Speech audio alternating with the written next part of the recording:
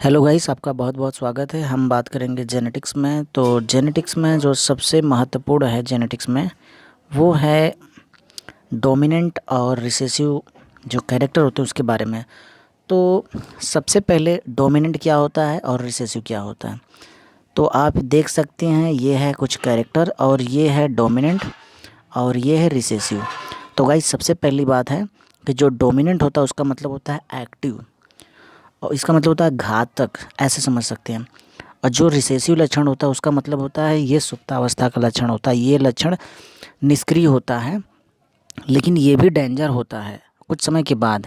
इसको कहते हैं सुप्तावस्था के लक्षण। और डोमिनेंट का मतलब होता है एग्रेसिव टाइप के, जो सक्रिय हो। और जो रिसेसिव लक्षण होते हैं ये निष्क्रिय प्रकार के होते हैं। तो हम यहाँ पे अगर हम पौधे की बात करेंगे, प्लांट की बात करेंगे, जो पी प्लांट में मेंडल ने प्रयोग किए थे उसमें हम बात करेंगे। उसमें देखेंगे अगर स्टेम की जो लंबाई है, जो तने की लंबाई है, उसमें जो कैरेक्टर डोमिनेंट होता है उसको टाल कहा गया है। टाल ये डोमिनेंट कैरेक्टर है। और मतलब पौधा लंबा है, अगर पौधा बौना है तो उसको ड्वार्फ कहा गया है। और जो ड्वार्फ है, बौनापन, ये रिसेसिव लक्षण में डाला गया है। और उसके बाद जो फूल का पोजीशन है, अगर एक्सियल है तो वो डोमिनेंट है। और अगर अगर टर्मिनल है तो इसका मतलब है रिसेसिव है। दूसरी बात, अगर जो फूल जो इसमें फूल का कलर है, फ्लावर का कलर है, अगर वो वायलेट है तो इसका मतलब है डोमिनेंट है। और अगर ये वाइट है तो इसका मतलब है कि रिसेसिव है, ये लक्षण छुपा हुआ है। सीड की जो कोट है, जो सीड होता है, जो छिलका होता है, उसके रंग की बात करेंगे। अगर ये ग्रे कलर का है तो इसका मतलब डोमिनेंट है। और अगर ये वाइट कलर का है तो इसका मतलब ये रिसेसिव है, यह लक्षण छुपा हुआ है। तो ग्रे का मतलब ये लक्षण सक्रिय है। जो पोट होता है, अगर उसके शेप की बात करेंगे, जो उसमें दलिया होता है, उसका जो आकार होता है, अगर इन्फ्लेटेड है तो इसका मतलब है डोमिनेंट है।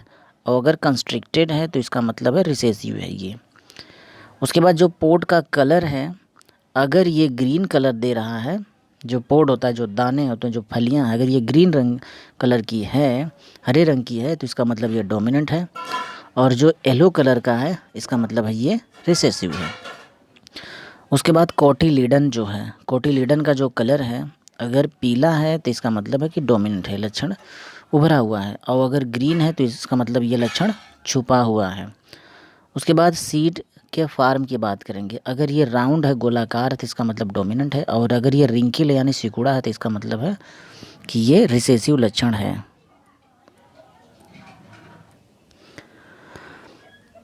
अगर गाइस हम एलील की बात करेंगे, ये सब ऐसे शब्द हैं, ये फंडामेंटल वर्ड्स हैं, ये सब जेनेटिक्स के, आनुवांशिकी के फंडामेंटल वर्ड हैं। तो अगर हम एलील की बात करेंगे तो एलील किसको कहते हैं, क्या होता है एलील, तो इसको सबसे पहले देखेंगे एलील क्या होता है। तो गाइस एलील का मतलब होता है कि ईच जीन में exist in alternative form known as allele. प्रत्येक जीन के एक एकांतरण रूप या लक्षण होते हैं जिसको एलील कहा जाता है। विच code for different versions of particular inherited character को जो बताता है। तो इस तरीके से इसको कहते हैं एलील, मतलब कि एक एलील के दो अल्टरनेटिव फॉर्म होते हैं।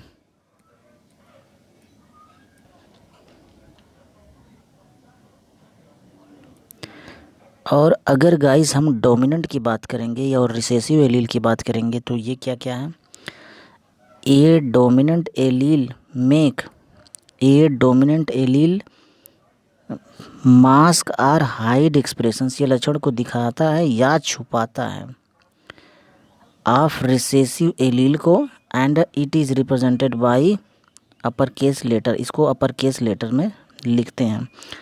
ये तो डोमिनेंट एलील की बात होगी। अगर रिसेसिव एलील की बात कर रहा है तो इसका मतलब ये लक्षण पूरा का पूरा क्या है, छुपे हैं। Recessive allele is an allele that exert its effect only in the homozygous में, ये बताते हैं, इसलिए इसको कहते हैं हेट्रोजाइगस कंडीशंस में ये पाए जाते हैं। और ये एक्सप्रेशंस करते हैं डोमिनेंट एलील का। और इसको लोअर लेटर में लिखते हैं, लोअर केस के लेटर में इसको लिखा जाता है। तो गाइस यहाँ पे हम देखेंगे सबसे पहले होमोजाइगस क्या होता है। होमोजाइगस ये एक क्रोमोज़ोम है, ये क्रोमोज़ोम है। क्रोमोज़ोम में दो आर्म है। अगर मतलब कि यहाँ पे जो हेट्रोजाइगस एलील है, एक कैपिटल ई एक स्मॉल ई है, तो इसका मतलब ये हेट्रोजाइगस एलील है। एक ठीक उसी लोकेशन पे एक स्मॉल डी दूसरा स्मॉल डी अगर है तो इसका मतलब होमोजाइगस है बट रिसेसिव है। और एक कैपिटल सी और कैपिटल सी है, जीन इंसर्ट है, तो ये होमोजाइगस है बट ये डोमिनेंट है, यानी कैपिटल टी है। और अगर उसी लोकेशन पे बी है, कैपिटल बी है, दूसरा कैपिटल ए है, तो इसका मतलब है ये एलील डिफरेंट जीन के हो सकते हैं। और उस पर अगर कैपिटल टी और स्मॉल टी है तो इसका मतलब है कि एलील आप सेम जीन के हो सकते हैं।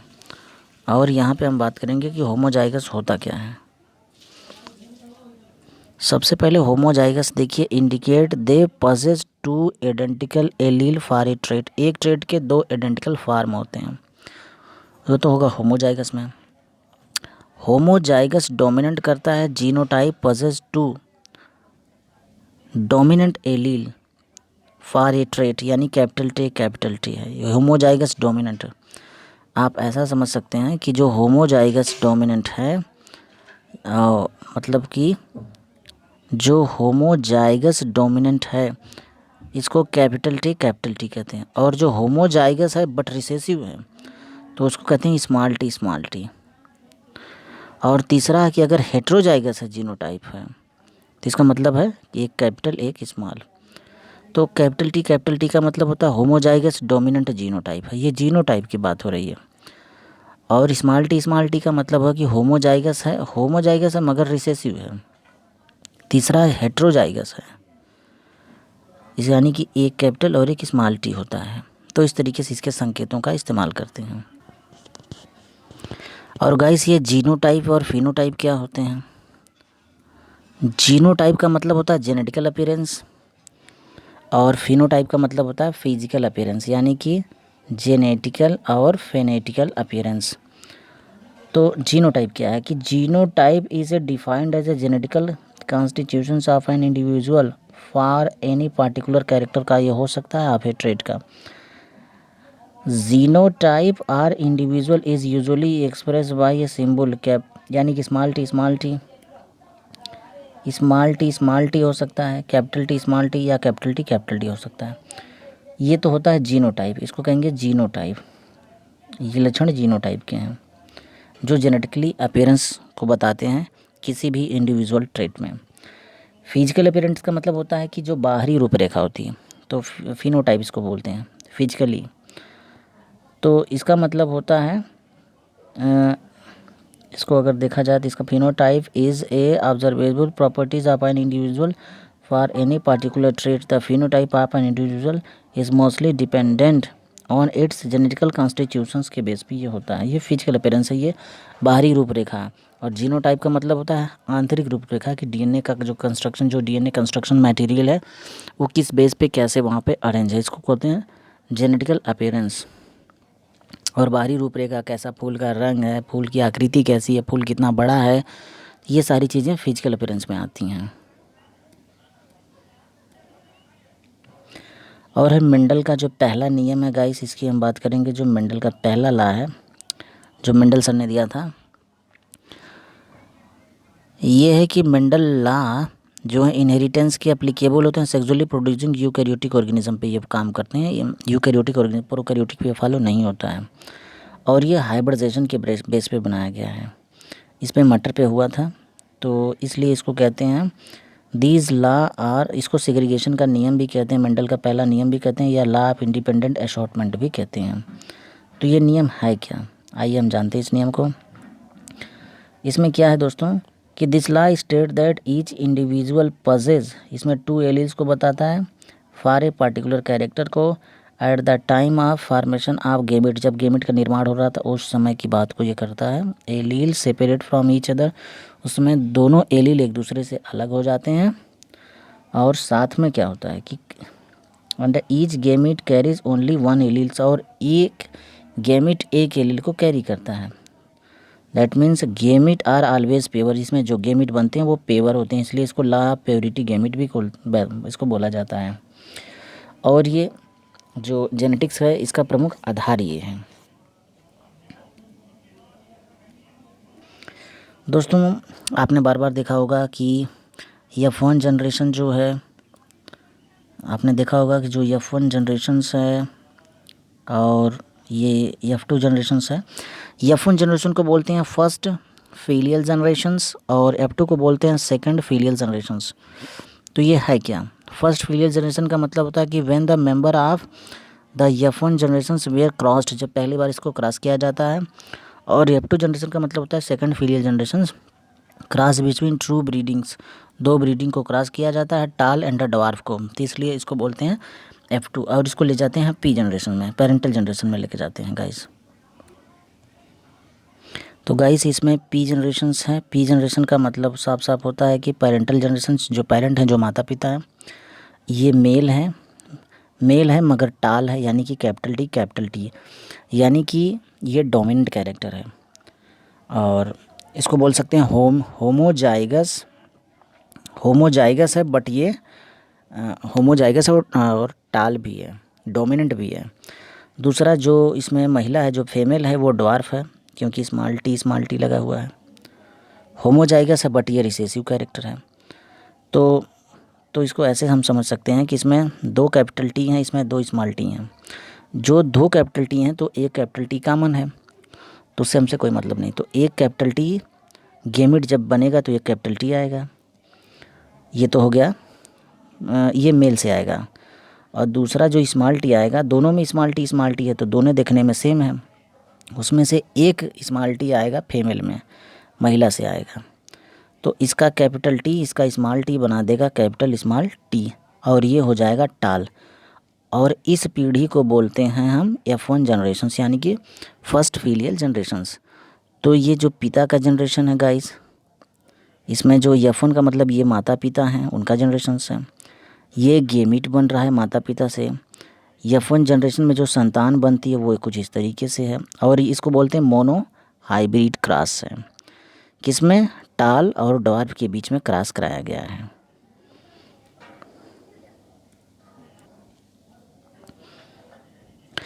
तो गाइस इसमें हम आगे देखेंगे। सबसे पहले आप देख सकते हैं इसमें क्या है, ये है P जनरेशन, यानी कि पेरेंट का जनरेशन, माता पिता के जनरेशन से। तो इसमें एक रेड कलर का फूल है और एक वाइट कलर का फूल है, ये दो फूल हैं। जो रेड कलर में है दोनों कैपिटल R है, यानी कि होमोजाइगस है और डोमिनेंट है। जो स्मॉल आर है, यानी कि ये होमोजाइगस है मगर ये रिसेसिव है। अब अगर इसका गेमिट बनाएंगे तो देखिए गेमिट कैसे बनेगा। गेमिट जो बनेगा, चूँकि यहाँ पे दोनों कैपिटल आर हैं, तो इसलिए यहाँ पे दोनों कैपिटल आर ले लिए जाएंगे, लेकिन दोनों में से एक कॉमन हो जाएगा क्योंकि वो समान है, होमोजाइगस है, डोमिनेंट है। स्मॉल आर में दोनों सेम है, मतलब ये होमोजाइगस मगर रिसेसिव है। तो उसमें से एक कैपिटल आर यहाँ पे आ जाएगा और एक स्मॉल आर यहाँ पे आ जाएगा। यानी जब गेमिट से जब F1 जनरेशन बनेगी, फर्स्ट फीलियल जनरेशन बनेगी, तो कैपिटल आर और स्मॉल आर हो जाएगा। तो ये जो संतान होगी वो पिंक कलर की होगी।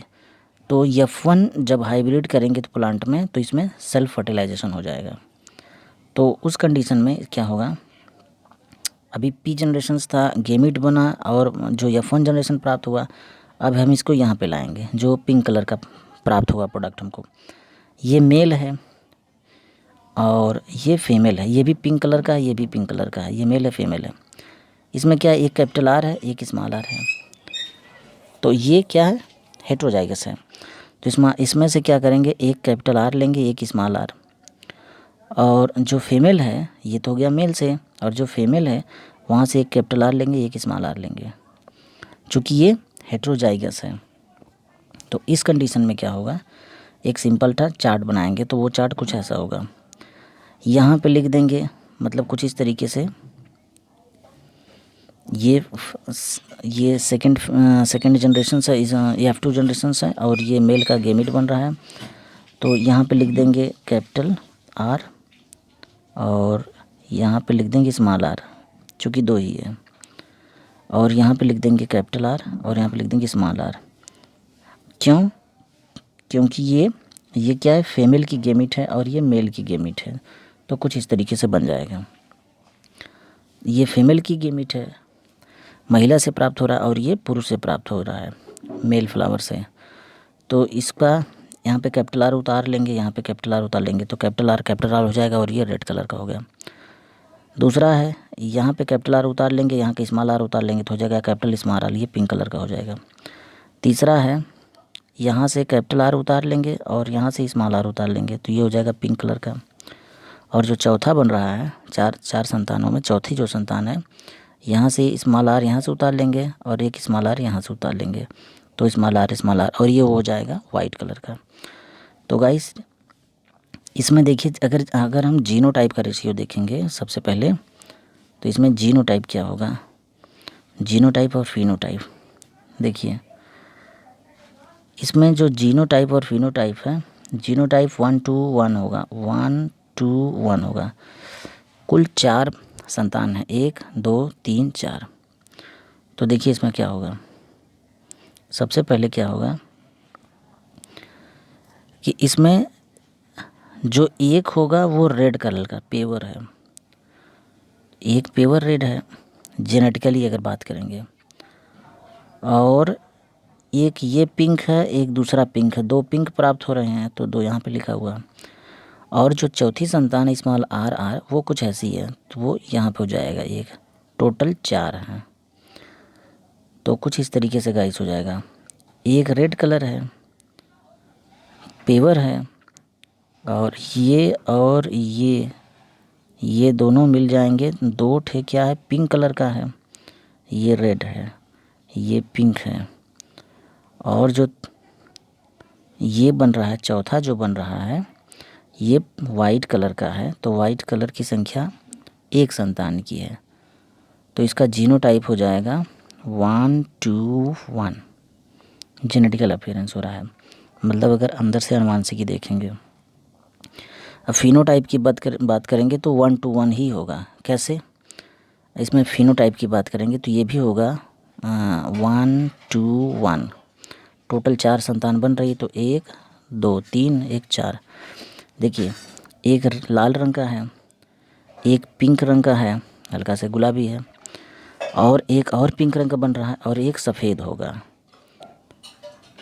यानी कि एक लाल है और ये दोनों पिंक रंग के हैं, और एक सफ़ेद है। अगर हम भौतिकी की बात करेंगे, फिनोटाइप की बात करेंगे तो कुछ इस तरीके से होगा गाइस। तो इस तरीके से हम इसको बना सकते हैं आसानी से। पी जनरेशन ले सकते हैं, पेरेंट का माता पिता का जनरेशन, उसके बाद उसे गैमेट बनाएंगे। हालांकि इसमें 2 आर लिख दिया, मगर दोनों में से किसी एक आर को ही हम उसका गैमेट बनाते हैं, क्योंकि दोनों में से एक कॉमन हो जाता है। ये F1 जनरेशन बन जाएगा पिंक कलर का, तो ये पिंक कलर का हो गया। ये हेट्रोजाइगस है गाइस, ये हेट्रोजाइगस है। उसके बाद हम इसको आगे ले जाएंगे, फिर ये मेल और फीमेल में हम क्रॉस कराएंगे, तो उसमें एक कॉमन एक बनेगा जो कैपिटल आर, एक स्मॉल गेमिट बनेगा, एक कैपिटल आर गेमिट, एक स्मॉल आर गेमिट बनेगा। अब इसको हम कुछ इस तरीके से यहाँ पे मेल गेमिट लिखेंगे और यहाँ पे फीमेल गेमिट लिखेंगे। यहाँ पे कैपिटल आर, यहाँ पे स्मॉल आर, यहाँ पे कैपिटल आर, यहाँ पे स्मॉल आर। तो कुछ इस तरीके से इसको बना देंगे। थैंक यू दोस्तों।